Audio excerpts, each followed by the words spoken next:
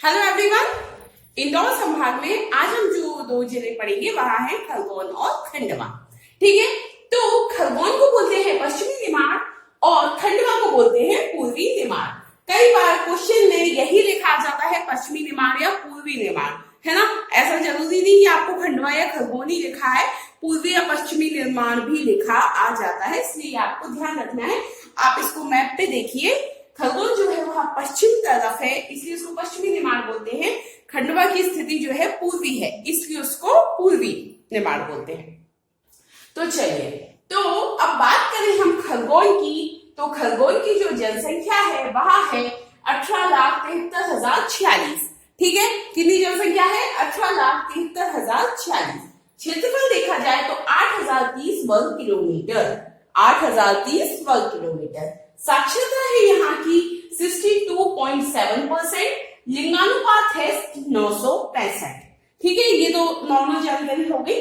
फिर इसके बाद यहाँ क्या है? फसल एक है रंगीन कपास। तो यह रंगीन कपास के उत्पादन के लिए यहाँ फेमस है।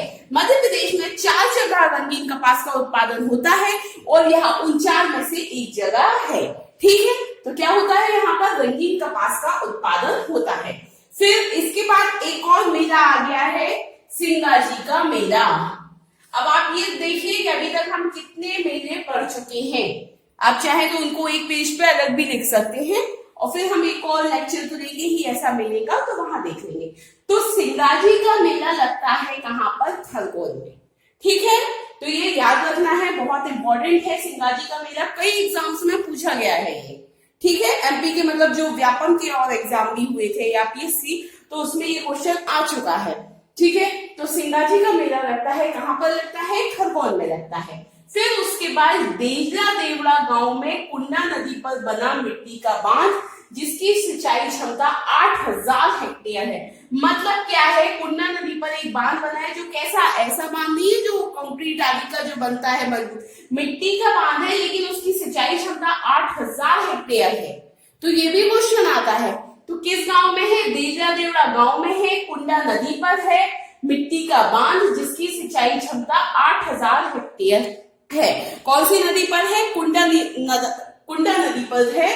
और कौन सा गांव है? देजला देवड़ा गांव। ठीक है, तो देजला देवड़ा गांव में कुंडा नदी पर बना हुआ मिट्टी का बांध जिसकी सिंचाई क्षमता 8,000 हेक्टेयर है।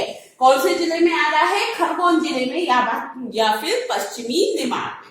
फिर उसके बाद यहाँ पे पर्यटन स्थल देखने, तो एक जो बहुत फेमस सबने सुना होगा, महेश्वर। महेश्वर की साड़ियां भी प्रसिद्ध हैं, तो वह भी इसके अंतर्गत आ जाएगा। नर्मदा नदी का जो एक सबसे बड़ा जो घाट है वह कहाँ पर है? महेश्वर में ही है, और महेश्वर आता है खरगोन जिले में। फिर महेश्वर में फिर सहस्त्रधारा जलप्रपात है।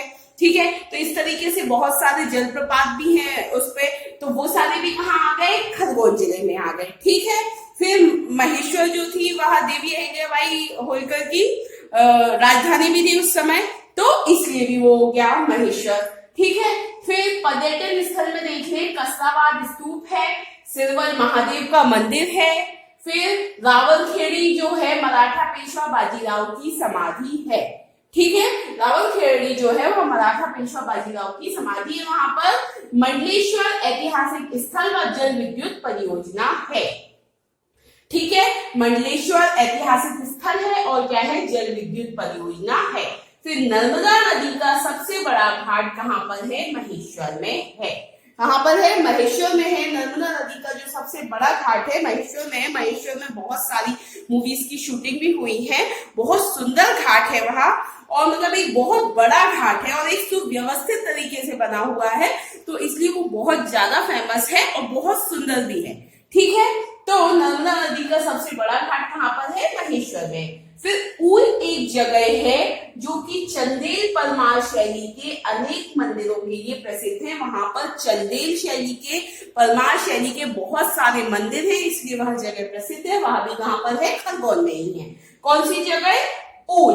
फिर महेश्वर की साड़ी बहुत प्रसिद्ध है, तो वह भी यहीं आ गई। फिर कपास अनुसंधान केंद्र है। आप कपास अनुसंधान केंद्र आप ऐसे याद रख लीजिए कि यहाँ पर रंगीन कपास का उत्पादन होता है और कपास अनुसंधान केंद्र भी है, क्योंकि ये जनरली क्वेश्चन बहुत पूछे जाते हैं। सोयाबीन अनुसंधान केंद्र कहाँ है, कपास अनुसंधान केंद्र कहाँ है, चावल अनुसंधान केंद्र कहाँ है।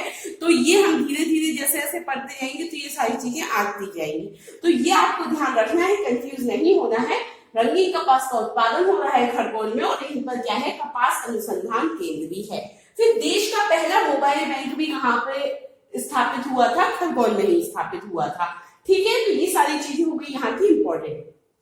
सबसे इंपॉर्टेंट जो है, एक तो रंगीन कपास का उत्पादन होता है, सिंगा जी का मेला लगता है, देवला देवड़ा गांव में कुंडा नदी पर बना मिट्टी का बांध है जिसकी सिंचाई क्षमता 8000 हेक्टेयर है। पर्यटन स्थल की दृष्टि से ये बहुत इंपॉर्टेंट हो जाता है, ये भी इंपॉर्टेंट है क्योंकि इसमें ओंकारेश्वर आ रहा है।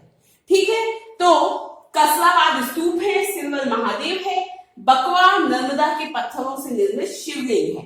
ठीक है, उसके बकवा में क्या है, नर्मदा के पत्थरों से निर्मित शिवलिंग। उसके बाद रावलखेड़ी मराठा पेशवा बाजीराव की समाधि है। मंडलेश्वर एक ऐतिहासिक स्थल है और जल विद्युत परियोजना भी वहां पर बनाई गई है। इसके बाद नर्मदा नदी का सबसे बड़ा घाट है महेश्वर, जो कि खरगोन जिले में ही आता है। ऊन चंदेल परमार शैली के अनेक मंदिरों के लिए प्रसिद्ध है। महेश्वर की साड़ी बहुत प्रसिद्ध है। कपास अनुसंधान केंद्र है खरगोन में, और देश का पहला मोबाइल बैंक भी कहाँ बनाया गया है, खरगोन में ही बनाया गया है। अब हम देख लेते हैं खंडवा। खंडवा को बोलते हैं पूर्वी निमाड़। ठीक है, क्या बोलते हैं खंडवा को, पूर्वी निमाड़। तो पूर्वी निमाड़ की बात की जाए तो यहाँ की जनसंख्या है 13,10,061। ठीक है, कितनी है जनसंख्या, 13,10,061। क्षेत्रफल देख लें तो 6,206.45 वर्ग किलोमीटर क्षेत्रफल है खंडवा का। फिर साक्षरता 66.4% है और लिंगानुपात है 943 प्रति 1000 पुरुषों पर 943 महिलाएं। फिर अब 1956 में हमको पता है 1 नवंबर 1956 को मध्य प्रदेश का गठन हुआ था। स्थापना दिवस हम 1 नवंबर को मनाते हैं। तो 1956 के पहले जब यह मध्य प्रदेश में शामिल नहीं हुआ था, उसके पहले निमाड़ जिले के रूप में महाकौशल का हिस्सा था। तो 1956 के पहले यहाँ निमाड़ जिले के नाम से जाना जाता था और यहाँ महाकौशल का हिस्सा था। ये क्वेश्चन प्रीलिम्स में पूछा जा सकता है। फिर अशोक कुमार की जन्मस्थली है। अशोक कुमार और किशोर कुमार दोनों ही यहीं को बिलोंग करते थे। ठीक है, तो अशोक कुमार की भी जन्मस्थली यही है और किशोर कुमार की। तो अशोक कुमार की जन्मस्थली है। फिर किशोर कुमार की स्मृति में यहाँ पर गौरी कुंज का निर्माण भी कराया गया था। ठीक है, फिर एमपी का पहला, ये क्वेश्चन पूछा गया है कई बार, एमपी का पहला कोरकू जनजाति सामुदायिक रेडियो केंद्र शुरू किया गया है। कोरकू जनजाति सामुदायिक रेडियो केंद्र कहां से शुरू किया गया है, खंडवा से। ठीक है, तो मध्य प्रदेश का पहला कोरकू जनजाति सामुदायिक रेडियो केंद्र खंडवा से शुरू किया गया है। फिर जैसा मैंने ऊपर आपको बताया, किशोर कुमार की स्मृति में गौरी कुंज का निर्माण कराया गया था। फिर ओंकारेश्वर जो स्थल है वह यहाँ पर है। ओंकारेश्वर और ममलेश्वर मंदिर है वहां पर। ठीक है, 12 ज्योतिर्लिंगों में से एक है शंकर जी के। तो मध्य प्रदेश में इस तरीके से 2 ज्योतिर्लिंग है, एक तो उज्जैन में महाकालेश्वर और ओंकारेश्वर।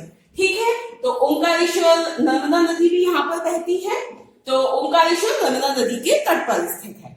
इसके बाद छलीरा ग्राम जो इंदिरा गांधी परियोजना के डूब क्षेत्र में आ गया है, वो भी यही कहां पर है, खंडवा में ही है। ठीक है, पुनासा गांव में है इंदिरा गांधी परियोजना। कहां पर बनाई गई है, पुनासा गांव में बनाई गई है। और जो छलीरा ग्राम है वह इसके डूब क्षेत्र में आ गया है।